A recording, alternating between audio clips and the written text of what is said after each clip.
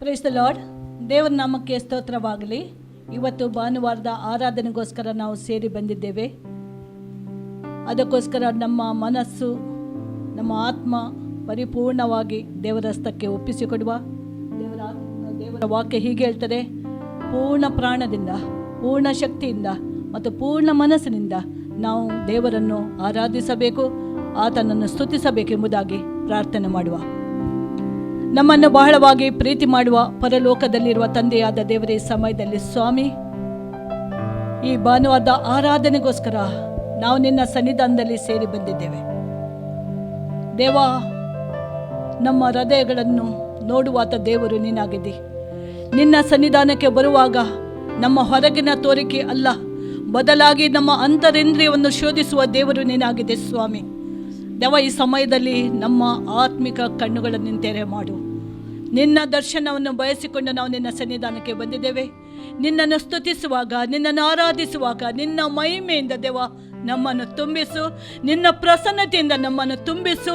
ಪ್ರತಿಯೊಬ್ಬರು ದೇವ ನಿನ್ನನ್ನು ಆರಾಧನೆ ಮಾಡುವಾಗ ಅವರ ಜೀವಿತದಲ್ಲಿ ಇರುವಂಥ ಯಾವುದೇ ಸ್ಥಿತಿ ಅವರ ಜೀವಿತದಲ್ಲಿ ಇರಬಹುದು, ಪ್ರಾರ್ಥನೆಗೆ ಉತ್ತರ ಸಿಗದೆ ನಿರಾಶೆಯಿಂದ ಯಾರಾದರೂ ಇದ್ದಿರಬಹುದು. ದೇವ, ನಿನ್ನನ್ನು ಸ್ತುತಿಸುವಾಗ, ನಿನ್ನನ್ನು ಆರಾಧಿಸುವಾಗ ನಿನ್ನ ಮಹಿಮೆಯಿಂದ ಅವರನ್ನು ತುಂಬಿಸಿ, ನಿನ್ನ ಮಹಿಮೆ ಅವರ ಜೀವಿತದಲ್ಲಿ ಇಳಿದು ಬರುವಾಗ ಎಲ್ಲ ನೊಗಗಳು ದೇವ ಮುರಿದು ಬೀಳಲಿ ಎಂಬುದಾಗಿ ನಾವು ಬೇಡುತ್ತೇವೆ ಸ್ವಾಮಿ. ದೇವ, ಅವರ ಮನಸ್ಸಿಗೆ ನೀನು ಬಿಡುಗಡೆ ಕೊಡು, ಅವರ ಹೃದಯಕ್ಕೆ ನೀನು ಬಿಡುಗಡೆ ಕೊಡು. ದೇವ, ಇಂಥವರೇ ನಿನ್ನನ್ನು ಆರಾಧಿಸಬೇಕೆಂಬುದಾಗಿ ಇವತ್ತು ನೀನು ನಮ್ಮನ್ನು ಆರಿಸಿದ್ದಿ ಸ್ವಾಮಿ. ನಾವು ನಿನ್ನನ್ನು ಆರಾಧಿಸುತ್ತೇವೆ. ನೀನು ನಮ್ಮ ಜೀವಿತದಲ್ಲಿ, ಹೌದು ದೇವ, 6 ದಿನಗಳು ನಮ್ಮ ಜೀವಿತದಲ್ಲಿ ನೀನು ಯಾವ ರೀತಿಯಲ್ಲಿ ನಮ್ಮನ್ನು ನಡೆಸಿದಿ ಸ್ವಾಮಿ. ನಿನ್ನ ಒಂದೊಂದು ಉಪಕಾರಗಳನ್ನು ನಾವು ಈ ಸಮಯದಲ್ಲಿ ಧ್ಯಾನಿಸಿಕೊಂಡು ನೀನು ಮಾಡಿದಂಥ ಒಂದೊಂದು ಸಂಗತಿ ನಮ್ಮ ಜೀವಿತದಲ್ಲಿ ದೇವ ಆ ಕೃತಜ್ಞತೆ ಉಳ್ಳವರಾಗಿದ್ದುಕೊಂಡು ದೇವ ನಾವು ನಿನ್ನನ್ನು ಆರಾಧಿಸುತ್ತೇವೆ ಸ್ವಾಮಿ. ದೇವ, ನಿನ್ನನ್ನು ಸ್ತುತಿಸುತ್ತೇವೆ. ನಿನ್ನ ಮಹಿಮೆಯಿಂದ ನಮ್ಮನ್ನು ತುಂಬಿಸು. ನಿನ್ನ ಪ್ರಸನ್ನತೆಯಿಂದ ನಮ್ಮನ್ನು ತುಂಬಿಸಬೇಕಾಗಿ ನಾವು ಕೇಳಿಕೊಳ್ತೇವೆ. ಯೇಸು ಕ್ರಿಸ್ತನ ನಾಮದಲ್ಲಿ ಬೇಡುತ್ತೇವೆ, ಆಮೇನ್. Open the eyes of my heart, Lord. Open the eyes of my heart. I want to see you. I want to see you. Open the eyes of my heart, Lord. Open the eyes of my heart. I want to see you. I want to see you. Open the eyes of my heart, Lord. Open the eyes of my heart. I want to see you. I want to see you. To see you high and lifted up, shining in the light of your glory. Pour out your power and love as we sing holy, holy, holy. To see you high and lifted up, shining in the light of your glory. Pour out your power and love as we sing holy, holy, holy. Holy, holy, holy. Holy, holy, holy. I want to see you. I want to see you. Hallelujah, Lord Jesus. ಹೌದು ದೇವ, ನಮ್ಮ ಆತ್ಮಿಕ ಕಣ್ಣುಗಳನ್ನು ತೆರೆದುಕೊಂಡು ಸ್ವಾಮಿ ನಾವು ನನ್ನನ್ನು ಸ್ತುತಿಸುತ್ತೇವೆ, ನಿನ್ನನ್ನು ಆರಾಧಿಸುತ್ತೇವೆ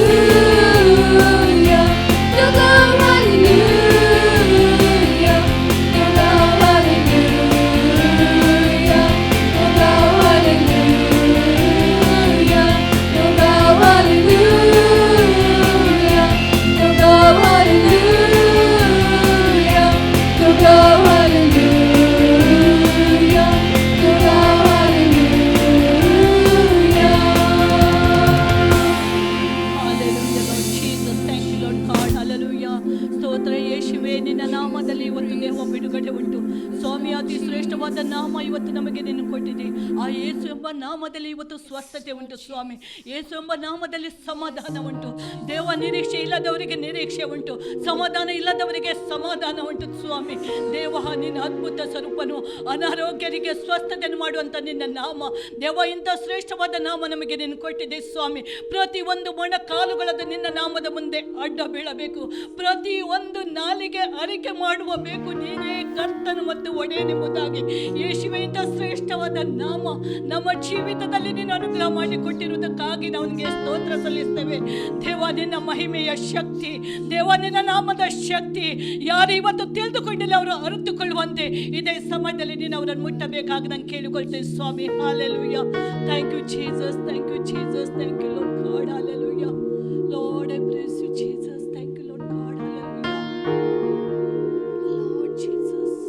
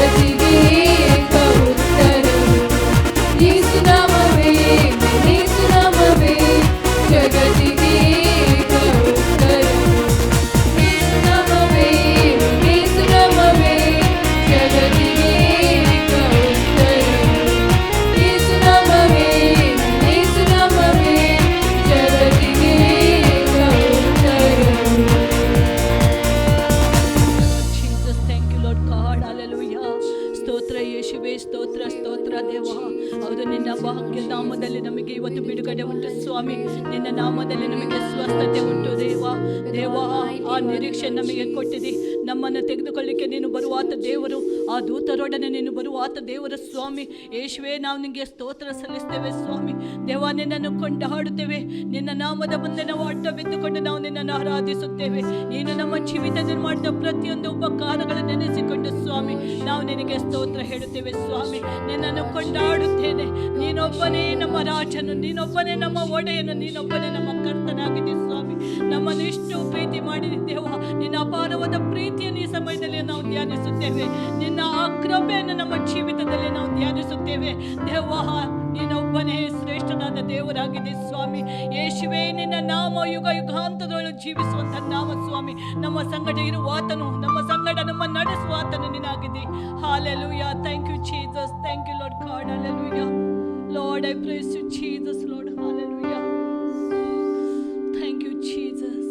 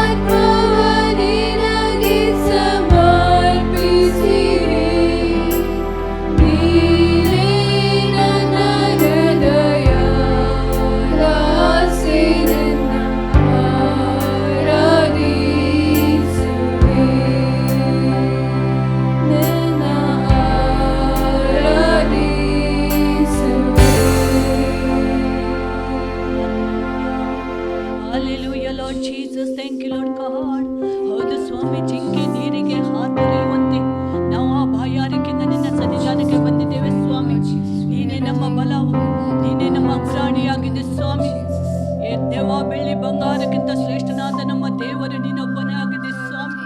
ದೇವ, ನಾವು ನಿನ್ನನ್ನು ಆರಾಧಿಸುತ್ತೇವೆ, ನಿನ್ನನ್ನು ಸ್ತುತಿಸುತ್ತೇವೆ ಸ್ವಾಮಿ, ನಿನ್ನನ್ನು ಕೊಂಡಾಡುತ್ತೇವೆ.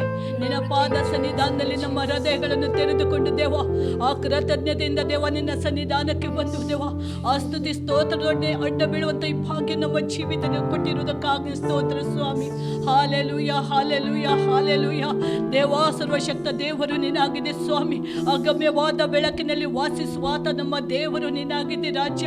ನಿನ್ನ ಸನ್ನಿಧಾನದಲ್ಲಿ ದೇವ ನಿನ್ನನ್ನೇ ನಾವು ಆರಾಧಿಸುತ್ತೇವೆ ಸ್ವಾಮಿ, ನಿನ್ನನ್ನೊಬ್ಬನನ್ನೇ ನಾವು ಸ್ತುತಿಸುತ್ತೇವೆ ಸ್ವಾಮಿ. ನೀನೇ ನಮ್ಮ ಕರ್ತನ, ನಮ್ಮ ಒಡೆಯನಾಗಿದ್ದೀಯಪ್ಪ. ದೇವನಿಗೆ ಸ್ತೋತ್ರ. Hallelujah. Lord, I thank you Jesus. Thank you Lord God. Hallelujah. Lord, I praise you Jesus Lord God. ನಿನ್ನನ್ನು ಆರಾಧಿಸುವವರ ಮೇಲೆ ದೇವ ನಿನ್ನ ಮಹಿಮೆ ಇಳಿದು ಬರಲಿ ಸ್ವಾಮಿ. ದೇವ, ನೀನು ಅವರನ್ನು ಮುಟ್ಟು ಸ್ವಾಮಿ, ನೀನು ಅವರನ್ನು ಬಿಡುಗಡೆಗೊಳಿಸು ದೇವ. ಯಾವ ಬಂಧನದಲ್ಲಿ ಅವರಿದ್ದಾರೆ ಸ್ವಾಮಿ, ದೇವ ನಿನ್ನನ್ನು ಆರಾಧಿಸುವಾಗ ನಿಜವಾದ ಬಿಡುಗಡೆ ದೊರಕುವುದು ಸ್ವಾಮಿ. ಯಾಕೆಂದರೆ ನೀನು ಸರ್ವಶಕ್ತ ದೇವರು. ನಿನ್ನನ್ನು ಸತ್ಯದಿಂದಲೂ ಆತ್ಮದಿಂದಲೂ ಆರಾಧಿಸುವಾಗ ನೀನು ನಮ್ಮ ಮಧ್ಯದಲ್ಲಿ ಚಲಿಸುವಾದ ದೇವರು ನೀನಾಗಿದೆ ರಾಜ. ಯಾಕೆ ನಿನ್ನ ವಾಕ್ಯ ಸತ್ಯವಾಗಿದೆ. 2-3 ನನ್ನ ನಾಮದಲ್ಲಿ ಸೇರಿ ಬರುವಾಗ ಅವರ ಮಧ್ಯದಲ್ಲಿ ನಾನು ಇದ್ದೇನೆ ಎಂಬುದಾಗಿ ವಾಗ್ದಾನ ಮಾಡಿದ ದೇವರು, ನೀನು ನಮ್ಮ ಮಧ್ಯದಲ್ಲಿ ಇದ್ದಿ ಸ್ವಾಮಿ. ನಮ್ಮ ಮಧ್ಯದಲ್ಲಿ ಚಲಿಸ್ತಾ ಇದ್ದಿ, ನಮ್ಮನ್ನು ಬಿಡುಗಡೆಗೊಳಿಸ್ತಾ ಇದ್ದಿ, ನಮ್ಮ ಒಬ್ಬೊಬ್ಬರನ್ನು ಮಿಟ್ಟುತ್ತಾ ಇದ್ದಿ ಸ್ವಾಮಿ. ಪ್ರತಿಯೊಂದು ಮನಸ್ಸುಗಳಿಗೆ ನೀನು ಬಿಡುಗಡೆ ಕೊಡ್ತಾ ಇದ್ದಿ, ಸ್ವಸ್ಥತೆಯನ್ನು ಕೊಡ್ತಾ ಇದ್ದಿ ಸ್ವಾಮಿ. ದೇವ, ನಮಗೆ ಸ್ತೋತ್ರ, ಸ್ತೋತ್ರ, ಸ್ತೋತ್ರ ರಾಜ, ನಿಮಗೆ ಸ್ತೋತ್ರ. Hallelujah Lord. Thank you Jesus. Thank you Lord God. Hallelujah. ನಿಮ್ಮ ಹೃದಯದ ಯಾವುದೇ ಸಮಸ್ಯೆ ಈ ಸಮಯದಲ್ಲಿ ಇರುವುದಾದರೆ ಕರ್ತನ ಮುಂದೆ ಅರಿಕೆ ಮಾಡಿರಿ, ಕರ್ತನನ್ನೇ ದೃಷ್ಟಿಸಿರಿ. ಯಾಕೆಂದ್ರೆ ಆತನನ್ನು ನೋಡುವವರು ಎಂದಿಗೂ ಲಜ್ಜೆಗೆ ಒಳಪಡುವುದೇ ಇಲ್ಲ. ಆತನನ್ನು ನಿರೀಕ್ಷಿಸುವರು ಹೊಸ ಬಲವನ್ನು ಹೊಂದುವರು. ಅದನ್ನು ಆತನನ್ನೇ ನಿರೀಕ್ಷಿಸಿರಿ ಪ್ರಿಯರೇ, ಆತನನ್ನೇ ನಿರೀಕ್ಷಿಸಿರಿ. ಆತನಲ್ಲಿ ಮಾತ್ರ ಉಂಟು ಸ್ವಸ್ಥತೆ, ಆತನಲ್ಲಿ ಮಾತ್ರ ಉಂಟು ಬಿಡುಗಡೆ, ಆತನಲ್ಲಿ ನಮಗೆ ಪರಿಪೂರ್ಣವಾದ ಆರೋಗ್ಯ, ಶಾಂತಿ, ಸಮಾಧಾನ ಆತನಲ್ಲಿ ಮಾತ್ರ ಸಿಕ್ಕುವುದಾಗಿದೆ. ಸ್ತೋತ್ರ ಯೇಸುವೇ, ನಿನಗೆ ಸ್ತೋತ್ರ. ಹಾಲೆಲೂಯ. ನಿನ್ನ ಮುಟ್ಟಿದ್ದಕ್ಕಾಗಿ ಸ್ತೋತ್ರ. Thank you Jesus. Thank you Holy Spirit of God. Hallelujah. I love you Jesus. Praise the Lord. ದೇವರ ನಿಮ್ಮ ಸ್ತೋತ್ರವಾಗಲಿ. ಇವತ್ತಿನ ಸಂದೇಶಕ್ಕೋಸ್ಕರವಾಗಿ ನಾವು ಕಣ್ಣು ಮುಚ್ಚಿಕೊಂಡು ಪ್ರಾರ್ಥನೆ ಮಾಡೋಣ. ಪರಲೋಕದಲ್ಲಿ ತಂದೆ ದೇವರೇ, ಯೇಸು ಕ್ರಿಸ್ತನ ನಾಮದಲ್ಲಿ ನಾವು ನಿನ್ನ ಪಾದ ಸನ್ನಿಧಾನಕ್ಕೆ ನಾವು ಬಂದಿದ್ದೇವೆ. ನಾವು ಧ್ಯಾನ ಮಾಡಿದ ಸಂದೇಶವನ್ನು ನಾವು ಪವಿತ್ರಾತ್ಮದಲ್ಲಿ ಅಭಿಷೇಕಿಸು. ಪವಿತ್ರನನ್ನು ಸ್ವಾಗತಿಸ್ತೇನೆ. ನಮ್ಮ ಒಳ್ಳೆಯ ಬೋಧಕನಾಗಿದ್ಕೊಂಡು ಇವತ್ತಿನ ಸಂದೇಶ ಮುಖಾಂತರ ನಿಧಾನಗಳ ಮಾತನಾಡು ಪವಿತ್ರಾತ್ಮನೇ. ಈ ಸಂದೇಶದಲ್ಲಿ ಪ್ರತಿಯೊಂದು ಆತ್ಮಗಳಿಗೆ ಇದು ಜೀವವನ್ನು, ಪ್ರೋತ್ಸಾಹವನ್ನು, ಭಕ್ತಿ ಅಭಿವೃದ್ಧಿ ಉಂಟು ಮಾಡಿ ನಾನು ಬೇಡಿಕೊಳ್ತೇನೆ ಯೇಸು ಕ್ರಿಸ್ತನ ನಾಮದಲ್ಲಿ. ಆಮೇನ್. ಇವತ್ತಿನ ಧ್ಯಾನ ಮಾಡ್ತೇವೆ ಕೀರ್ತನೆ ಪುಸ್ತಕ 34, ಅದರಲ್ಲಿ 17ನೇ ವಾಕ್ಯ. ಸಾಮ್ 34:17. ಯೆಹೋವನು ನೀತಿವಂತರ ಕೂಗನ್ನು ಕೇಳಿ ಎಲ್ಲ ಕಷ್ಟಗಳಿಂದ ಅವರನ್ನು ಬಿಡಿಸುತ್ತಾನೆ. ನೋಡ್ತೇವೆ ದಾವೀದನು ಈ ಕೀರ್ತನೆ ಹೇಳ್ತಾನೆ, ಇದು ದೇವರ ವಾಗ್ದಾನ ಸಹ ವಾಗ್ದೇವರೇ. ಯೆಹೋವನು ನೀತಿವಂತರ ಕೂಗನ್ನು ಕೇಳಿ ಎಲ್ಲ ಕಷ್ಟಗಳಿಂದ ಅವ್ರನ್ನು ಬಿಡಿಸ್ತಾನೆ. ಈ ವಾಕ್ಯದ ಪ್ರಕಾರ ಇವತ್ತು ನಿಮ್ಮ ಎಲ್ಲ ಕಷ್ಟಗಳನ್ನು ಬಿಡುಗಡೆಯಾಗಬೇಕು, ನೀವು ನೀತಿವಂತರಾಗಬೇಕು. ನೀತಿವಂತರು ಆಗೋದು ಹೇಗೆ, ಇದರ ಅರ್ಥ ಏನು ನಾವು ನೋಡ್ತೇವೆ. ಇದು ನಾವು 7 ಸಂಗತಿಗಳನ್ನು ನೋಡ್ತೇವೆ.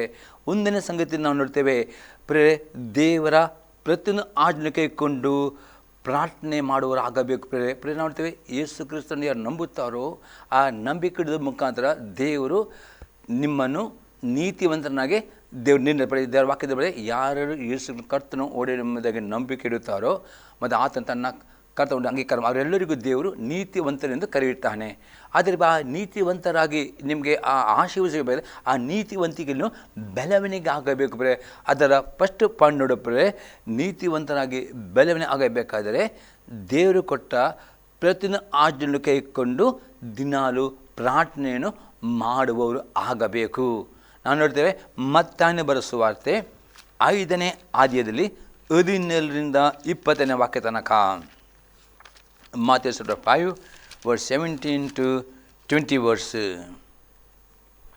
ಮೋಶೆ ಧರ್ಮಶಾಸ್ತ್ರವನ್ನಾಗಲಿ ಪ್ರವಾದಿಗಳ ವಚನಗಳನ್ನಾಗಲಿ ತೆಗೆದು ಹಾಕುವುದಕ್ಕೆ ನಾನು ಬಂದೆನೆಂದು ನೆನೆಸಬೇಡಿರಿ. ತೆಗೆದು ಹಾಕುವುದಕ್ಕೆ ಬಂದಿಲ್ಲ, ನೆರವೇರಿಸುವುದಕ್ಕೆ ಬಂದಿದ್ದೇನೆ.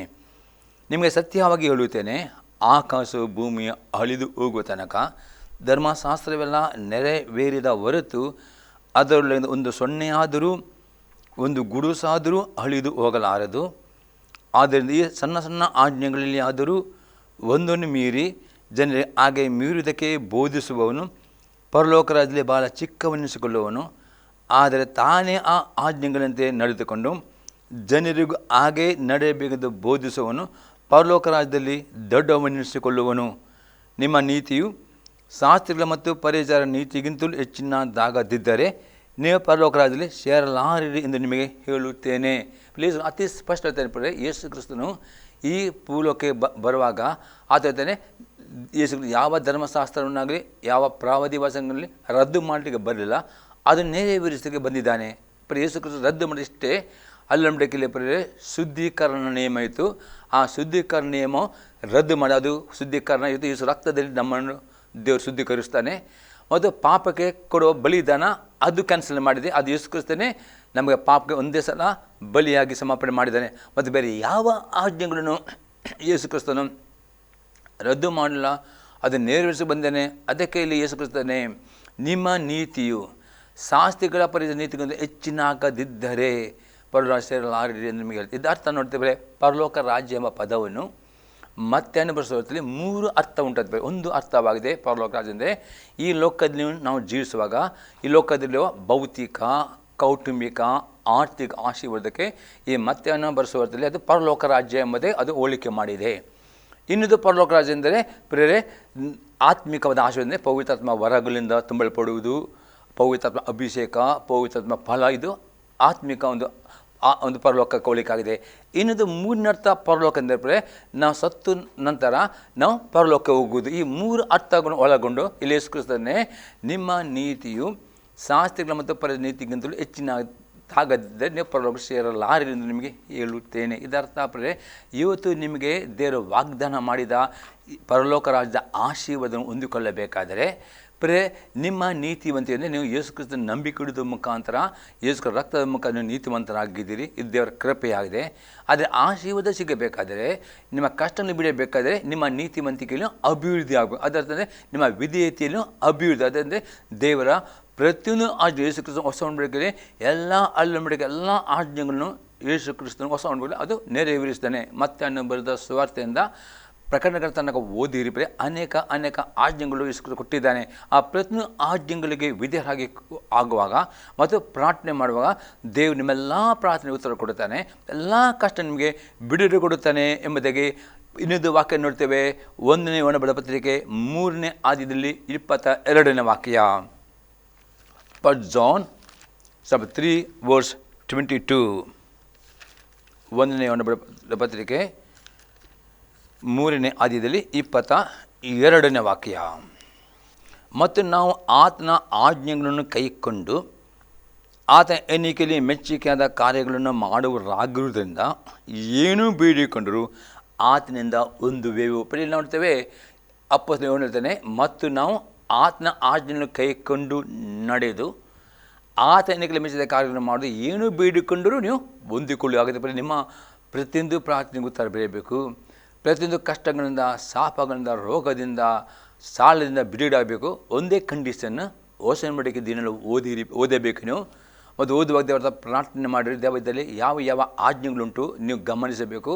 ಮತ್ತು ಪ್ರತಿಯೊಂದು ಆಜ್ಞೆಗಳಿಗೆ ವಿಧೇಯರಾಗಿಕೊಂಡು ಆ ವಾಗ್ದಾನ ತಗೊಂಡು ಪ್ರಾರ್ಥನೆ ಮಾಡಿ ಡೆಫಿನೆಟಾಗಿ ನೀವು ವಿಧೇಯರಾಗಿಕೊಂಡು ಆ ವಾಗ್ದಾನ ತಗೊಂಡು ಆ ವಾಕ್ಯಗಳನ್ನು ಪ್ರಾರ್ಥನೆ ಮಾಡುವ ನಿಮ್ಮ ಎಲ್ಲ ಪ್ರಾರ್ಥನೆಗೆ ಉತ್ತರ ಕೊಡುತ್ತಾನೆ, ಎಲ್ಲ ಆಶೀರ್ವಾದ ಕೊಡ್ತಾನೆ, ಎಲ್ಲ ಕಷ್ಟ ನಿಮಗೆ ಬಿಡುಗಡೆ ಕೊಡೋದಾಗದೆ ನೀವು ಆ ನೀತಿವಂತರಾಗಿದ್ದೀರಿ. ಆ ನೀತಿವಂತೆ ಅಭಿವೃದ್ಧಿ ಆಗಬೇಕು. ಪರಿಚಯ ಸತ್ಯಕ್ಕಿಂತ ನೀತಿಗಿಂತ ನಿಮ್ಮ ನೀತಿ ಜಾಸ್ತಿ ಆಗಬೇಕು. ಎಲ್ಲ ಆಜ್ಞೆಗಳ ಕೈಗೆ ನಡೆಯಬೇಕು. ಆಗ ನಿಮಗೆ ಕಷ್ಟಗಳಿಂದ ಬಿಡುಗಡೆ ಆಗ್ತದೆ. ನಿಮ್ಮ ಪ್ರಾರ್ಥನೆಯವರು ಉತ್ತರ ಕೊಡುವವನು ಆಗಿದ್ದಾನೆ. ಪ್ರೇರೆ 2ನೇ ಸಂಗತಿ ನೋಡ್ತೇವೆ, ದಿನಾಲೂ ನಮ್ಮ ಶರೀರಾಧೀನ ಸ್ವಭಾವಗಳನ್ನು ಹಾಗೆ ಮಾಡುವವರು ಆಗಬೇಕು. ನಾವು ನೋಡ್ತೇವೆ ಗಲಾತ್ಯ ದೇವರ ಪತ್ರಿಕೆ 5ನೇ ಅಧ್ಯಾಯದಲ್ಲಿ 19ರಿಂದ 21ನೇ ವಾಕ್ಯ ತನಕ. ಗಲಾತ್ಯ 5:19 to 21 ವರ್ಸ್. ಶರೀರ ಭಾವದ ಕ್ರಮಗಳು ಪ್ರಸಿದ್ಧವಾಗಿವೆ. ಅವೇ ಯಾವುದೆಂದರೆ ಜಾರತ್ವ, ಬಂಡುತನ, ನಾಚಿಕೆಗೇಡಿತನ, ವಿಗ್ರಹಾರಾಧನೆ, ಮಾಟ, ಅಗೆತನ, ಜಗಳ, ಹೊಟ್ಟೆ ಕಿಚ್ಚು, ಸಿಟ್ಟು, ಕಕ್ಷಭೇದ, ಭಿನ್ನಮತ, ಮತ್ಸರ, ಕುಡಿಕೆತನ, ದುಂದುವತನ ಇಂಥವುಗಳೇ. ಇವುಗಳ ವಿಷಯದಲ್ಲಿ ಇಂಥ ಕಾರ್ಯಗಳನ್ನು ನಡೆಸುವವರು ದೇವರ ರಾಜ್ಯಕ್ಕೆ ಬಾಧ್ಯರಾಗುವುದಿಲ್ಲವೆಂದು ನಾನು ಹಿಂದೆ ಹೇಳಿದಂತೆ ಈಗಲೂ ನಿಮ್ಮನ್ನು ಎಚ್ಚರಿಸ್ತೇನೆ. ಅತಿ ಸ್ಪಷ್ಟ ಪುನಃ ನೋಡ್ತೇವೆ. ನೀವು ಎಷ್ಟು ನಂಬಿಕೆ ಇಟ್ಟುಕೊಂಡು ನೀಲಿ ಮುಳುಗಿ ದಿವಸ ತೆಗೆದುಕೊಂಡು ನೀತಿವಂತ ನಿರ್ಣಯ ಹೊಂದಿಕೊಂಡು ಪ್ರತಿ ಆದ್ಯದ ಕರ್ತನ ಸಭೆಗೆ ನೀವು ಹೋಗುತ್ತೀರಿ, ರೊಟ್ಟಿಯಲ್ಲಿ ಪಾಲುರಾಗುತ್ತೀರಿ, ಸಭೆ ಪಾಲು ಕೊಟ್ಟ ಸಂದೇಶ ಕೇಳುತ್ತೀರಿ, ಇಟ್ಟು ಸಂದೇಶ ಕೇಳಿ, ಆದರೆ ಅದಕ್ಕೆ ವಿಧೇಯರಾಗಿ ನಡೆದೆ ಇನ್ನು ನಿಮ್ಮ ಸದಾನ ಸ್ವಲ್ಪ ವ್ಯಭಿಚಾರ, ಬಂಡುತನ, ವಿಗ್ರಹಾರಾಧನೆ, ಕೋಪ, ಮತ್ಸರ ಈ ಎಲ್ಲ ಸ್ವಭಾವಕ್ಕೆ ಅದನ್ನಾಗಿದ್ದರೆ ಇಂಥವರು ಈ ಪಾಪೆ ಪಶ್ಚಾತ್ತಾಪ ಪಡೆದಿದ್ದರೆ ಅವರಿಗೆ ಪರಲೋಕ ರಾಜ್ಯವೂ ಸಿಗೋದಿಲ್ಲ. ಪ್ಲಸ್ ಇಲ್ಲಿ ಇರುವಾಗ ಪರಲೋಕ ರಾಜ್ಯದ ವಾಗ್ದಾನದ ಆಶೀರ್ವಾದಗಳು ನಿಮಗೆ ಸಿಗುವುದಿಲ್ಲ. ಹಾಗಾದರೆ ನಿಮಗೆ ಕಷ್ಟಗಳು ಯಾಕೆ ಬರ್ತವೆ? ನೀವು ಎಷ್ಟು ನಂಬಿಕೆ ಇಟ್ಟಿದ್ದೀರಿ, ದೇವರ ಮಕ್ಕಳಾಗಿದೆ ಸರಿ, ನೀತಿವಂತ ನಿನ್ನಲ್ಲಿ ಪಟ್ಟಿದ್ದು ಹೌದು, ಪುರುಷನಾಂಗವಾಗಿದೆ, ಆದರೆ ನಿಮ್ಮ ನಡತೆಯಲ್ಲಿ ನೀವು ಪರಿಶುದ್ಧರ ಪಡಿ ನಡತೆಯಲ್ಲಿ ಈ ರೀತಿಯ ನಡತೆ ನಿಮ್ಮಲ್ಲಿ ಇನ್ನೂ ಬಿಟ್ಟು ಬಿಡಲಿಲ್ಲ. ಇದೇ ರೀತಿಯ ಸ್ವಭಾವಗಳಿಗೆ ಅಧೀನವಾಗಿದ್ದರೆ ಅಪ್ಪಸ್ವಾಮಿ ಇಂಥವರು ಈ ಲೌಕಿಕ ಭೌತಿಕ ಆರ್ಥಿಕ ಈ ಪರಲೋಕ ರಾಜ್ಯವನ್ನು ಹೊಂದಿಕೊಳ್ಳ, ಪರಲೋಕ ರಾಜ್ಯ ಸಹ ಭವಿಷ್ಯದಾಗಿ ಆ ಪಾಪಕ್ಕೆ ಪಶ್ಚಾತ್ತಾಪ ಪಡಬೇಕು, ಆ ಪಾಪ ಬಿಟ್ಟು ಬಿಡಬೇಕು. ನೀವು ಪರಲೋಕ ಹೋಗಬೇಕಾದರೆ ಮತ್ತು ಇಲ್ಲಿ ಆಶೀರ್ವಾದ ಹೊಂದಿಕೊಳ್ಳಬೇಕಾದ್ರೆ, ಕಷ್ಟಪಡಿ ಆಗಬೇಕಾದ್ರೆ ಇದು ಅತಿ ಸ್ಪಷ್ಟವಾಗಿದೆ. ಇವತ್ತು ನಿಮ್ಮ ಜೀವಿತ ಪರೀಕ್ಷಿಸಿರಿ. ಇವತ್ತು ಅನೇಕರು ದೇವರಾತ್ಮ, ಅನೇಕರು ನೀವು ಕಷ್ಟದಲ್ಲಿದ್ದೀರಿ ಪರಿಯರೆ, ಅನೇಕರು ನೀವು ಬಡತನದಲ್ಲಿ ಜೀವಿಸ್ತೀರಿ, ಅನೇಕರು ಕೊರತೆಯಲ್ಲಿದ್ದೀರಿ, ಸಾಲದಲ್ಲಿದ್ದೀರಿ, ರೋಗದಲ್ಲಿದ್ದೀರಿ, ದೇವರಾತ್ಮ ನೀವು ಕೂಗುತ್ತೀರಿ, ಉಪವಾಸ ಮಾಡ್ತಾರೆ, ಆದರೆ ನಿಮ್ಮ ಪ್ರಾರ್ಥನೆ ಉತ್ತರ ಬರಲ್ಲ. ಈ ಸ್ವಭಾವ ಉಂಟಾ ಪರೀಕ್ಷಿಸಿರಿ, ಇದ್ದರೆ ಇವಾಗಲೇ ಪಶ್ಚಾತ್ತಾಪ ಪಡಿರಿ. ಈ ಸ್ವಭಾವಗಳನ್ನು ಹಾಗೆ ಮಾಡಬೇಕು, ಇದನ್ನು ನಿರಾಕರಿಸಬೇಕು, ಈ ಸಲ ಬಿಟ್ಟು ಬಿಡಬೇಕು. ಆವಾಗ ಮಾತ್ರ ನೋಡಿ ದೇವರು ನಿಮ್ಮ ಪ್ರಾರ್ಥನೆ ಕೇಳಿ ನಿಮಗೆ ಆಶೀರ್ವಾದ ಕೊಡುವವನಾಗಿದ್ದಾನೆ ಪರಿಯರೆ.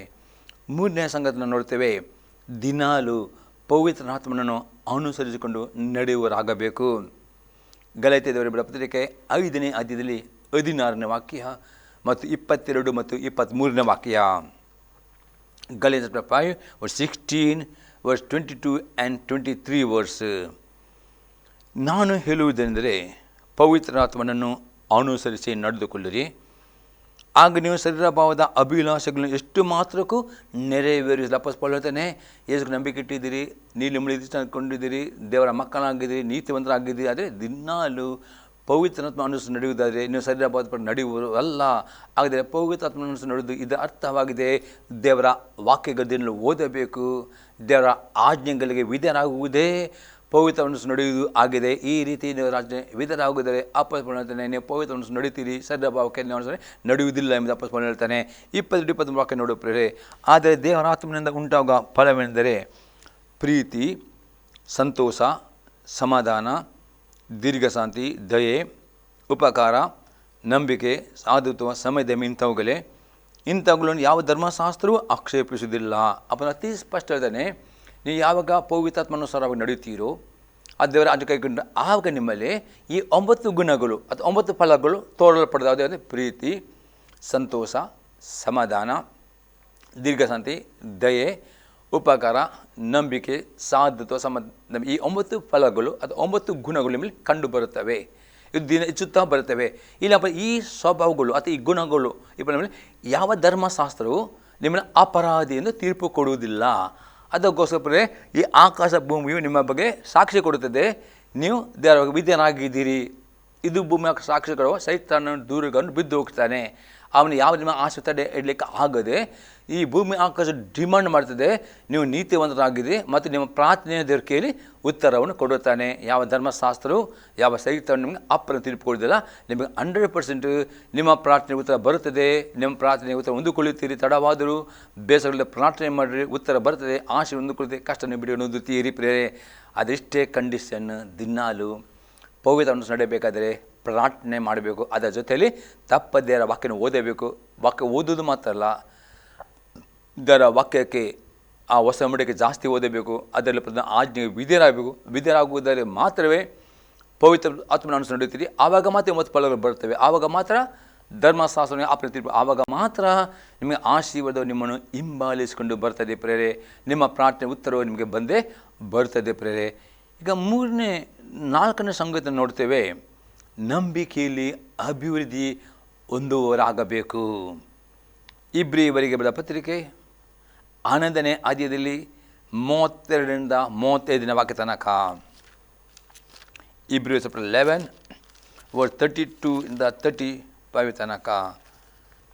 ಇನ್ನು ಏನು ಹೇಳಬೇಕು? ಗಿಡಿಯೋನ್, ಬಾರಾಕ್, ಸಂಸೋನ್, ಏಫ್ತಾ, ದಾವೀದ್, ಸಾಮುವೇಲ್ ಎಂಬವರ ವೃತ್ತಾಂತವನ್ನು, ಪ್ರವಾದಿಗಳ ವೃತ್ತಾಂತವನ್ನು ವಿವರವಾಗಿ ಹೇಳಬೇಕಾದರೆ ನನಗೆ ಸಮಯ ಸಾಲದು.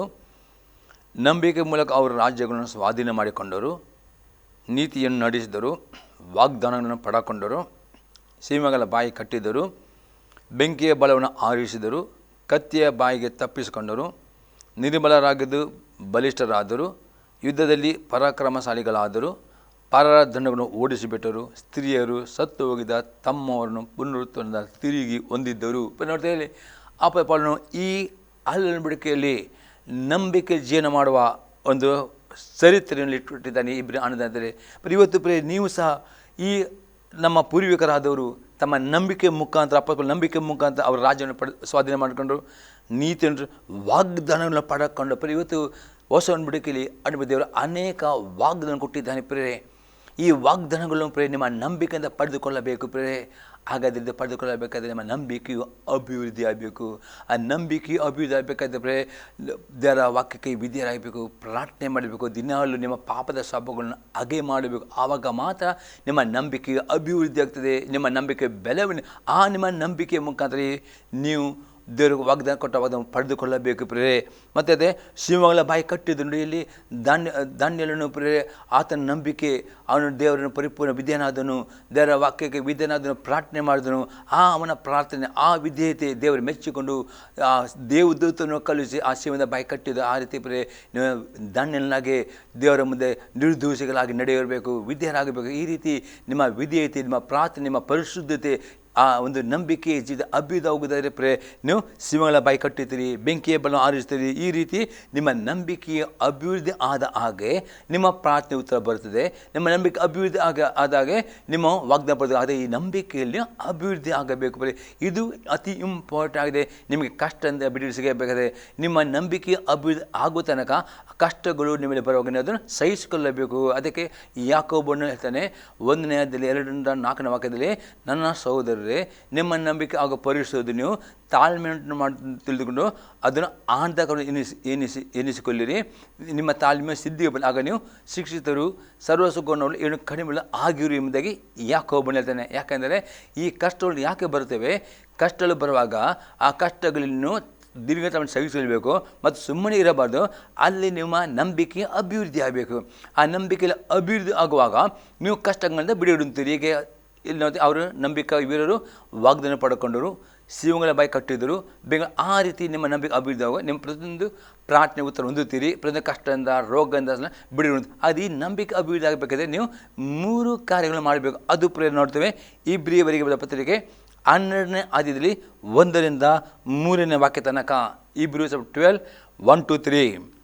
ಆದ ಕಾರಣ ಇಷ್ಟು ಮಂದಿ ಸಾಕ್ಷಿಯವರು ಮೇಘದೋಪದಲ್ಲಿ ನಮ್ಮ ಸುತ್ತಲೂ ಇರುವುದರಿಂದ ನಮಗೆ ಅಭ್ಯಂತರ ಮಾಡುವ ಎಲ್ಲ ಭಾರವನ್ನು ಹತ್ತಿಕೊಳ್ಳೋ ಪಾಪ ನಾವು ಸಹ ತೆಗೆದಿಟ್ಟು. ಇಷ್ಟು ಈ ನಂಬಿಕೆ ವೀರರು ಪೂರ್ವಕಾಲದಲ್ಲಿ ಈ ನಂಬಿಕೆ ವೀರರು ನಂಬಿಕೆಯಲ್ಲಿ ಜೀವಿಸಿಕೊಂಡು ನಂಬಿಕೆ ಮತ್ತು ವಾಗ್ದಾನ ಪಡೆದುಕೊಂಡರು, ರಾಜನ ಸ್ವಾಧೀನ ಮಾಡಿಕೊಂಡರು, ಹೋರಾಟ ಮಾಡಿ ಜಯ ಹೊಂದರು, ಸಿಂಹಗಳ ಬಾಯಿ ಕಟ್ಟಿದರು, ಬೆಂಕಿ. ಈ ನಂಬಿಕೆಯ ವಿರುದ್ಧ ಜೀವಂತವಾಗಿ ಸಾಕ್ಷಿಗಿರುವಾಗ ಅಪೋಸ್ತಲರೇ, ನಿಮ್ಮ ನಂಬಿಕೆ ಅಭಿವೃದ್ಧಿ ಆಗಬೇಕಾದ್ರೆ ದಿನಾಲು ನಿಮ್ಮ ಚಿಂತೆ ಎಂಬ ಭಾರವನ್ನು ದಿನಾಲು ಪ್ರಾರ್ಥನೆ ಮೂಲಕ, ಅನ್ಯ ಭಾಷೆ ಮೂಲಕ ಅಥವಾ ಉಪವಾಸ ಪ್ರಾರ್ಥನೆ ನಿಮ್ಮ ಚಿಂತೆ ಭಾರದವರಿಗೆ ಒಪ್ಪಿಸಿಕೊಡುವವರಾಗಬೇಕು. 8ನೇ ಸಂಗತಿ, ದಿನಾಲು ತಪ್ಪದೇ ಓದುವವರಾಗಬೇಕು, ವಾಕ್ಯ ಧ್ಯಾನ ಮಾಡುವವರಾಗಬೇಕು. ಮತ್ತು ವಾಕ್ಯದಲ್ಲಿ ನಿಮ್ಮ ಜೀವ ಪರೀಕ್ಷೆ ಮಾಡಿಕೊಂಡು ನಿಮ್ಮ ಆತ್ಮೀಯ ಅಂಟಿಕೊಂಡ ಪಾಪಗಳು ಇಲ್ಲದೆ ಹತ್ತಿಕೊಳ್ಳುವ ಪಾಪ, ದಿನಾಲು ನಿಮ್ಮ ಆತ್ಮೀಯ ಹತ್ತಿಕೊಳ್ಳುವ ಪಾಪ ವಾಕ್ಯದ ದಿನಾಲು ತೆಗೆದು ಬಿಡಬೇಕು ಪ್ರೇರೆ. ಇದು ಅತಿ ಪ್ರಾಮುಖ್ಯವಾದ. ಇದು ತೆಗೆದಿಟ್ಟು 3ನೇ ಏನಾಗಿದೆ, ದೇವರ ವಾಕ್ಯ ವಿಧೇಯರಾಗಬೇಕು. ಬರೀ 3 ಸಂಗತಿಗಳು ಮಾಡುವುದಾದರೆ ನಿಮ್ಮ ನಂಬಿಕೆ ಅಭಿವೃದ್ಧಿ ಹೊಂದುತ್ತೀರಿ. ನೀವು ಅಭಿವೃದ್ಧಿ ಹೊಂದಿದ್ದಾಗಿ ನಿಮ್ಮ ಪ್ರಾರ್ಥನೆ ಉತ್ತರವೂ ಬರ್ತದೆ, ಬಿಡುಗಡೆಯೂ ಬರ್ತದೆ, ಆಶೀರ್ವಾದ ಬರ್ತದೆ ಪ್ರೇರೆ. ಅದಕ್ಕೋಸ್ಕರ ಎರಡನೇ ವಾಕ್ಯ ನೋಡಿದ್ರೆ, ನಂಬಿಕೆಯನ್ನು ಹುಟ್ಟಿಸುವವನು ಪೂರೈಸುವವನು ಆಗಿರುವ ಯೇಸುವಿನ ಮೇಲೆ ದೃಷ್ಟಿ ಇಟ್ಟು ನಮಗೆ ನೇಮಕದ ಓಟವನ್ನು ಸ್ಥಿರಚಿತ್ತದಿಂದ ಓಡೋಣ. ಆತನ ಮುಂದಿಟ್ಟಿದ್ದ ಸಂತೋಷಕ್ಕೋಸ್ಕರ ಅವಮಾನವನ್ನು ಅಲಕ್ಷ್ಯ ಮಾಡಿ ಶಿಲುಬೆಯ ಮರಣವನ್ನು ಸಹಿಸಿಕೊಂಡು ದೇವರ ಸಿಂಹಾಸನದ ಬಳಿಯಲ್ಲಿ ಆಸನ ರೂಢನಾಗಿದ್ದಾನೆ. ಮತ್ತು 3ನೇ ವಾಕ್ಯ ಹೇಳ್ತದೆ, ನೀವು ಮನಗುಂದಿದವರಿಗೆ ಬೇಸರಗೊಳ್ಳದೆ ಆತನನ್ನು ಆಲೋಚಿಸಿರಿ. ಮತ್ತು ಅಷ್ಟೇ, ನೀವು ಯಾವಾಗಲೂ ಬೇಸರಗೊಳ್ಳಿ ದಿನಾಲು ದೇವರ ವಾಕ್ಯವನ್ನು ಅತಿ ಹೆಚ್ಚಾಗಿ ಧ್ಯಾನ ಮಾಡಬೇಕು. ನಿಮ್ಮ ಮನಸ್ಸಿನಲ್ಲಿ ಪ್ರೇರೆ ಇಂದು ಕುಂದಿ ಹೋಗಬಾರ್ದು, ನಂಬಿಕೆಯಲ್ಲಿ ಕುಂದಿ ಹೋಗಬಾರ್ದು ಪ್ರೇರೆ, ನಂಬಿಕೆಯಲ್ಲಿ ಜುಗುಬಿಸಿ ಹಾಕಬಾರ್ದು. ಮನಸ್ಸು ಪ್ರೇರೆ ಬೇಸರಗೊಳ್ಳುವ ಅದಕ್ಕೆ ದಿನಾಲು ವಾಕ್ಯ ಧ್ಯಾನ. ಈ 3 ಸಂಗತಿಗಳು ಪ್ರೇರೆ ಇವತ್ತು ಪ್ರೇರೆ ದೇವರ ಆತ್ಮನು ತೋರಿಸಿದ್ದಾರೆ ಪ್ರಿಯ. ಅನೇಕರು ಕಷ್ಟದಲ್ಲಿದ್ದೀರಿ ಪ್ರಿಯರೇ, ಅನೇಕರು ರೋಗ ಪೀಡಿತರಾಗಿದ್ದೀರಿ, ಅನೇಕರು ಸಾಲದಲ್ಲಿ ಬಿದ್ದಿದ್ದೀರಿ, ಕೂಗ್ತಾ ಇದ್ದೀರಿ, ಕಷ್ಟದಲ್ಲಿ ಬಿಡಿ ಆಗಬೇಕು ಪ್ರಿಯ. ದೇವರು ಹೇಳ್ತಾನೆ, ಹೌದು ನೀವು ಎಷ್ಟು ನಂಬಿಕೆ ಇಟ್ಟಿದ್ದೀರಿ, ನೀತಿವಂತರು 100% ನೀತಿವಂತರಾಗಿದ್ದೀರಿ. ಆದರೆ ನೀತಿವಂತಿಕೆಯಲ್ಲಿ ಅಭಿವೃದ್ಧಿ ಆಗಬೇಕು. ನಿಮಗೆ ನಂಬಿಕೆ ಉಂಟು, ಅಭಿವೃದ್ಧಿ ಆ ನಂಬಿಕೆ ಅಭಿವೃದ್ಧಿ 3 ಸಂಗತಿಗಳು ಮಾಡಬೇಕು. ಒಂದು ಆಗಿದೆ, ದಿನಾಲು ಪ್ರಾರ್ಥನೆ ಮಾಡಿ ಪ್ರಿಯರೇ. ಎಲ್ಲ ನಿಮ್ಮ ಚಿಂತಾ ಭಾರಗಳನ್ನು ಪ್ರಾರ್ಥನೆ ಮುಖಾಂತರ ತಂದೆ ದೇವರಿಗೆ ಯೇಸುವಿನ ಮುಖಾಂತರ ಒಪ್ಪಿಸಿಕೊಡಬೇಕು ಪ್ರಿಯರೇ. 2ನೇ ಸಂಗತಿ, ದಿನಾಲು ತಪ್ಪದೆ ದೇವರ ವಾಕ್ಯನ ಅಲ್ಲಿ ಒಂದ್ಬಿಡಕ್ಕೆ ಓದಬೇಕು. ಅದೇ ರೀತಿ ಹೊಸ ಜಾಸ್ತಿ ಓದಬೇಕು, ಹೊಸ ಓದಬೇಕು, ಧ್ಯಾನ ಮಾಡಬೇಕು. ಮತ್ತು ಪ್ರತಿದಿನ ಹೊಸ ಮಟ್ಟಕ್ಕೆ ಓದಿ ಧ್ಯಾನ ಮಾಡಿ ನಿಮ್ಮಲ್ಲಿರೋ ಪಾಪಗಳನ್ನು ಪ್ರತಿದಿನ ನೀವು ಅದು ತೆಗೆದು ಹಾಕಬೇಕು. 3ನೇದಾಗಿ ದೇವರ ವಾಕ್ಯಕ್ಕೆ ವಿದ್ಯಾರಾಗಬೇಕು ಪ್ರಿಯರೇ. ಈ 3 ಸಂಗತಿಗಳನ್ನು ಮಾಡುವುದಾದರೆ ಮಾತ್ರ ನಿಮ್ಮ ನಂಬಿಕೆ ಅಭಿವೃದ್ಧಿ ಆಗ್ತದೆ. ಆ ನಂಬಿಕೆ ಅಭಿವೃದ್ಧಿ ನಿಮ್ಮ ನಂಬಿಕೆ ಮುಖಾಂತರ ನಿಮ್ಮ ಪ್ರಾರ್ಥನೆ ಉತ್ತರ ಬರ್ತದೆ. ನಿಮ್ಮ ನಂಬಿಕೆಯನ್ನು ಅರಿಕೆ ಮಾಡುವ ವಾಗ್ದಾನದ ಫಲ ಹೊಂದುತ್ತೀರಿ. ಇದು ನೀವು ನಂಬಿಕೆ ವೀರಾಗ್ತೀರಿ. ನಂಬಿಕೆ ಎಲ್ಲ ಆಶೀರ್ವಾದಗಳನ್ನು ಪ್ರಾರ್ಥನೆ ಉತ್ತರ ಹೊಂದಿಕೊಳ್ಳುತ್ತೀರಿ ಪ್ರಿಯರೇ. ದೇವರು ಸತ್ಯವಾಗಿದೆ, ನೀತಿವಂತನು ಅಂದರೆ ಇಲ್ಲಿ ನೀತಿವಂತಿಕೆಯಲ್ಲಿ ನಂಬಿಕೆ ಅಭಿವೃದ್ಧಿ ಮಾತ್ರ ದೇವರು ನೀತಿವಂತ ಕೂಗುಣಿಕೆಯಲ್ಲಿ ಎಲ್ಲ ಕಷ್ಟ ನಿಮಗೆ ಬಿಟ್ಟುಕೊಡ್ತೇವೆ ವಾಗ್ದಾನ ಹೊಂದುತ್ತೀರಿ ಪ್ರಿಯರೇ. ಈಗ 5ನೇ ಸಂಗತಿಯನ್ನು ನೋಡುತ್ತೇವೆ. ದಿನಾಲು ನಂಬಿಕೆಯಿಂದ ದೇವರು ಕೊಟ್ಟ ವಾಗ್ದಾನಗಳನ್ನು ಅಥವಾ ಪ್ರಾರ್ಥನೆ ಉತ್ತರವನ್ನು ಮಾತನಾಡುವವರು ಆಗಬೇಕು.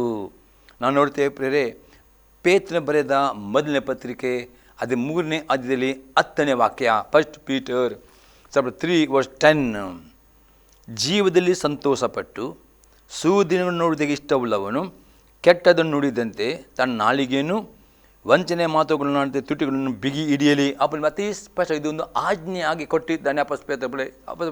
ನಿಮಗೆ ನಿಜವಾಗಿ ಕಷ್ಟದಿಂದ ಬಿಡಿಡಬೇಕು, ರೋಗವು ಗುಣವಾಗಬೇಕು, ಸಾಲಿಂದ ಬಿಡಿರಬೇಕು, ಬಡತನ ಹೋಗಬೇಕು, ಕೊರತೆ ನಿಗಲ್ಪಡಬೇಕಾದರೆ ಏನು ಮಾಡಬೇಕು, ಅಥವಾ ಒಳ್ಳೆ ದಿವಸ ಬೇಕು, ಒಳ್ಳೆ ಆಡಬೇಕು. ದಿನಾಲು ಪ್ರಿಯರೇ ನಂಬಿಕೆಯಿಂದ ರೋಗ ಮಾತನಾಡಬೇಡ್ರಿ, ಡಾಕ್ಟರ್ ರಿಪೋರ್ಟ್ ಮಾತನಾಡಬೇಡ್ರಿ, ಆರ್ಥಿಕ ಸಮಸ್ಯೆ ಮಾತನಾಡಬೇಡ್ರಿ.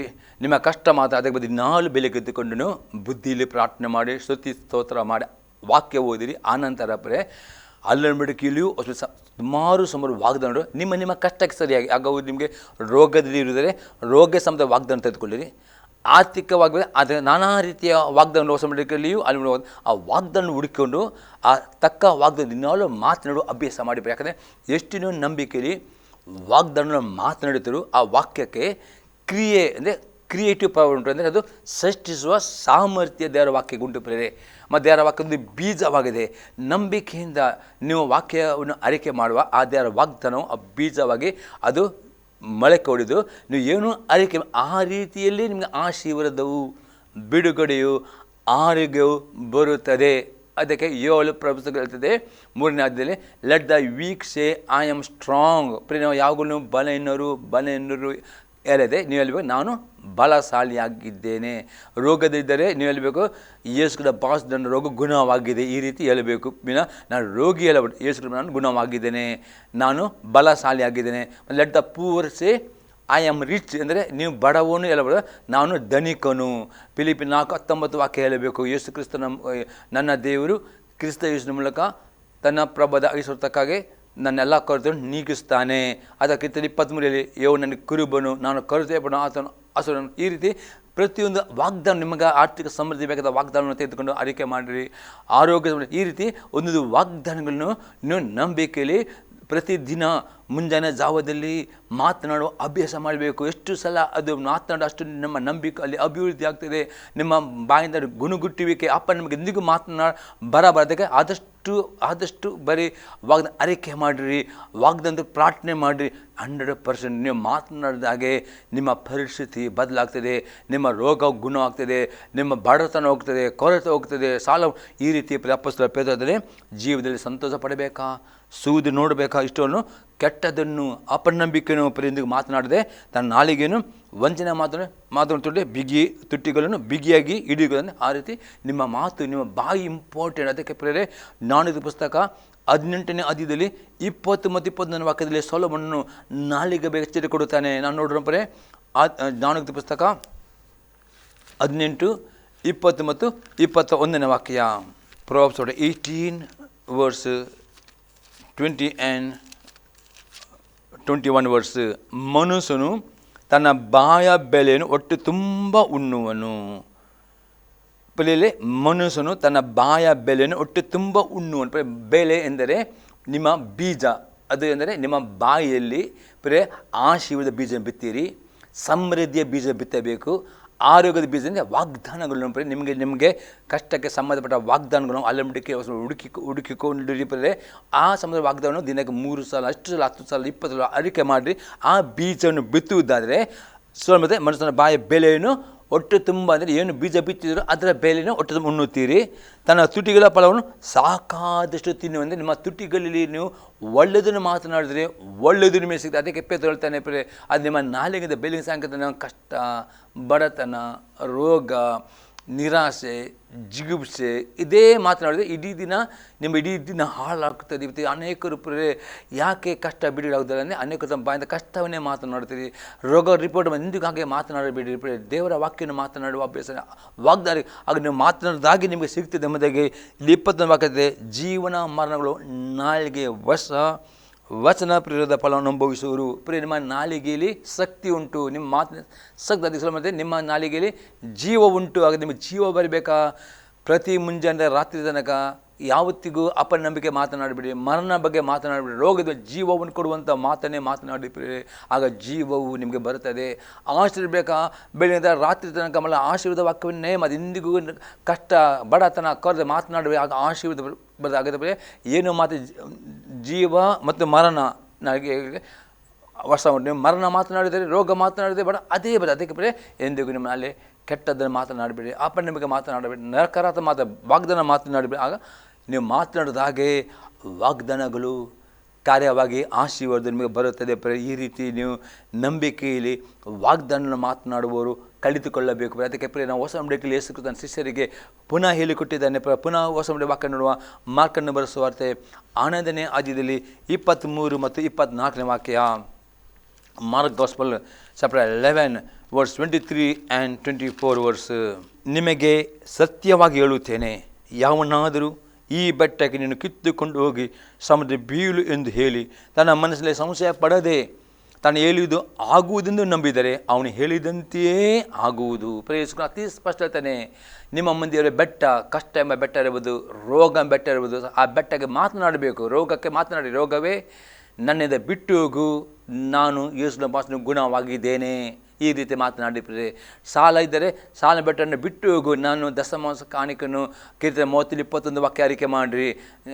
ನೀತಿವಂತನು ತನ್ನ ಸಾಲವನ್ನೆಲ್ಲ ತೀರಿಸಿ ಪರೋಪಕಾರ ಧರ್ಮ ಕೊಡುತ್ತಾನೆ. ಈ ರೀತಿ ಅರಿಕೆ ಮಾಡಿ ವಾಗ್ದಾನಗಳನ್ನು ಪ್ರೇರೆ. ಅಥವಾ ನಾನು ನನ್ನ ದಶಮಾಂಶ ಕಾಣಿಕೆ ಕೊಟ್ಟಿದ್ದೇನೆ, ನನ್ನ ಆರ್ಥಿಕ ತುಂಬಲ್ಪಡುವುದು, ನನ್ನ ಸಾಲವು ಸಾಲಿಂದ ನಾನು ಬಿಡಿ ಹೊಂದುತ್ತೇನೆ. ಈ ರೀತಿ ನಿಮ್ಮ ಬೆಟ್ಟ ಏನು, ನಿಮ್ಮ ಕಷ್ಟ ಬೆಟ್ಟ ಉಂಟು, ಆ ಬೆಟ್ಟದ ಮುಂದೆ ವಾಗ್ದಾನ ಮಾತನಾಡಿ ಎಷ್ಟು ಸಲ ಅಷ್ಟು ಆಗ ಆ ಬೆಟ್ಟ ಬೆಟ್ಟ ರೋಗ ಬೆಟ್ಟ ಅದು ಕದಳುತ್ತದೆ, ಅದು ಹೋಗಿ ಸಮುದ್ರ ಬೀಳುತ್ತದೆ. ಯೇಸುಕ್ರಿಸ್ತನ ಹೇಳಿಕೊಟ್ಟಿದ್ದಾನೆ. ಆನಂತರ ಯೇಸುಕ್ರಿಸ್ತನ 24ನೇ ವಾಕ್ಯದಲ್ಲಿ, ಆದ ಕಾರಣ ನೀವು ಪ್ರಾರ್ಥನೆ ಮಾಡಿ ಏನನ್ನು ಬೇಡಿಕೊಳ್ಳುತ್ತೀರೋ ಅದನ್ನೆಲ್ಲ ಒಂದಿದೆ ನಂಬಿರಿ, ಅದು ನಿಮಗೆ ಸಿಕ್ಕುವುದು ನಿಮಗೆ ಹೇಳುತ್ತೇನೆ. ಇಲ್ಲ ಅರ್ಥಿಸಿದ್ರೆ ನಿಮ್ಮ ಪ್ರಾರ್ಥನೆ ಮತ್ತು ನಿಮ್ಮ ಬಂದ ಅರಿಕೆ ಎರಡು ಒಂದಾಗಬೇಕು. ಅನೇಕರು ತುಂಬ ಪ್ರಾರ್ಥನೆ ಮಾಡಬಹುದು, ತುಂಬ ನೀವು ಅನ್ಯ ಭಾಷೆಯಲ್ಲಿ ಪ್ರೇರಣೆ, ಆದರೆ ಮಾತಿನಲ್ಲಿ ಅಪನಂಬಿಕೆ ಮಾತನಾಡುವುದಾದರೆ, ನಕಾರಾತ್ಮಕ ಮಾತನಾಡುವುದಾದರೆ, ರೋಗ ಮಾತನಾಡುವುದಾದರೆ, ಈ ರೀತಿ ನೀವು ಮಾತನಾಡಿದಂತೆ ನಿಮ್ಮ ಪ್ರಾರ್ಥನೆ ಮತ್ತು ಅರಿಕೆ ಮ್ಯಾಚಿಂಗ್ ಆಗಬೇಕು. ಅದೇ ಮ್ಯಾಚಿಂಗ್ ಆಗದಿದ್ದರೆ ಆಶೀರ್ವಾದವು ಕಷ್ಟ ಬಿಡ. ಅದಕ್ಕೆ ಪ್ರಯೋಗಿಸಿಕೊಳ್ತಾನೆ, ಅರಿಕೆ ಮಾಡಿದ ಹಾಗೆ ಪ್ರಾರ್ಥನೆ ಮಾಡಬೇಕು. ಪ್ರಾರ್ಥನೆ ಮತ್ತು ಅರಿಕೆಗಳು ಒಂದಕ್ಕೊಂದು ಒಂದಾಗಬೇಕು. ಈಗ ನೀವು ಅರಿಕೆ ಮಾಡ್ತೀರೋ ಹಾಗೆ ಪ್ರಾರ್ಥನೆ ನಂಬಬೇಕು. ನೀವು ಏನು ಪ್ರಾರ್ಥನೆ ಫಸ್ಟ್ ಟೈಮ್ ನಂಬಿರಿ ಮತ್ತು ಪರಿಸ್ಥಿತಿ ದೇವರ ಸ್ತೋತ್ರ, ಹೌದು ನಿಮ್ಮ ಪ್ರಾರ್ಥನೆ ಕೇಳಿದ್ದಾನೆ, ಉತ್ತಮ, ಈ ರೀತಿ ಸ್ತೋತ್ರ ಸಲ್ಲಿಸಿರಿ, ಮಾತನಾಡಿರಿ.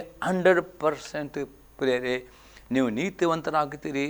ನೀತಿವಂತರ ಪ್ರಾರ್ಥನೆ ಕೇಳುತ್ತಾನೆ, ಎಲ್ಲ ಕಷ್ಟದಲ್ಲಿ ಬಿಡುಗಡೆ ವಾಗ್ದಾನ ನಿಮ್ಮ ಜೊತೆ ನೆರವೇರುತ್ತದೆ. ಇದು ಡೆಫಿನೆಟ್, ಇದು ಸತ್ಯವಾಗಿದೆ.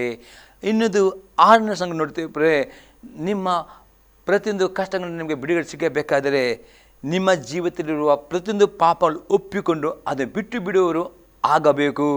ಜ್ಞಾನೋಕ್ತಿ ಪುಸ್ತಕ 28ನೇ ಅಧ್ಯಾಯದಲ್ಲಿ 13ನೇ ವಾಕ್ಯ. Proverbs chapter 28 verse 13. ದೋಷಗಳನ್ನು ಮುಚ್ಚಿಕೊಳ್ಳುವವನಿಗೆ ಶುಭವಾಗದು, ಅವುಗಳನ್ನು ಒಪ್ಪಿಕೊಂಡು ಬಿಟ್ಟು ಬಿಡುವವನಿಗೆ ಕರುಣೆ ದೊರೆಯುವುದು. ಪ್ರಸವ ಮಾಡ್ತಾನೆ, ನಿಮ್ಮ ಪಾಪಗಳು ನೀವು ಮಾಡಿ ಅದು ಮುಚ್ಚಿಕೊಂಡು ಅರಿಕೆ ಮಾಡದಿದ್ದರೆ ನಿಮಗೆ ಎಷ್ಟು ಪ್ರಾರ್ಥನೆ ಮಾಡಿದರೂ ಆಶೀರ್ವಾದ ಬರುವುದಿಲ್ಲ. ಅದಕ್ಕೆ ಪ್ರಿಯರೇ, ನಿಮಗೆ ಆಶೀರ್ವಾದ ಬೇಕು, ಕಷ್ಟಗಳಿಂದ ಬಿಡುಗಡೆ ಬೇಕು. ನಿಮ್ಮ ಪ್ರಾರ್ಥನೆ ಉತ್ತರವೇ ನಿಮ್ಮ ಪಾಪಗಳನ್ನು ಒಪ್ಪಿಕೊಳ್ಳಬೇಕು.